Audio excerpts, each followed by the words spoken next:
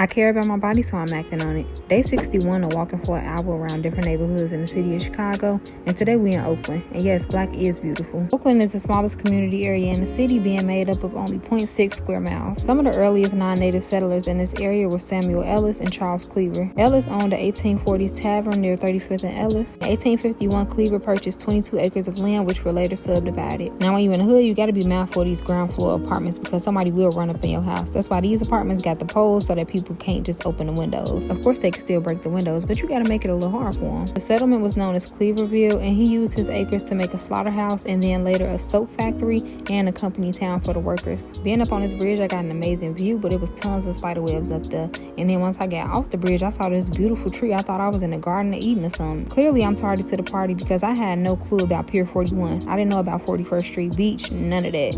I'm just walking like, what do we have here? And the view was absolutely gorgeous. I love when I can see the rays of the sun like beaming down, especially on the water. Shout out to Angel Reese for these basketball courts. They were super cute and bright. I definitely came back up here to hoop. Seeing birds on the light pole just remind me of Finding Nemo. Company town included a church, a town hall, and homes for the factory workers. Camp Douglas, which we learned about in previous videos, was also located nearby. Y'all, I used to hate going in one stop. If you know, you know. I used to absolutely hate it there, and my mama used to take her sweet time in the store. And for some reason, I love seeing old payphones. Like, I was alive and well during the payphone era, but I never really used one because I was a little kid, you know. Transportation in the area greatly improved in 1881 when the Illinois Central Railroad Terminal was constructed at 39th and Cottage Grove. Many of the city's elite lived in this area until the turn of the century when they were replaced by working class Irish residents. I kind of dipped into the North Kenwood area because it was only right that I come and show y'all my high school. Meet Dr. Martin Luther King Jr. College Prep. I be seeing so many lime scooters by these schools, and I just be thinking, like, back in my day,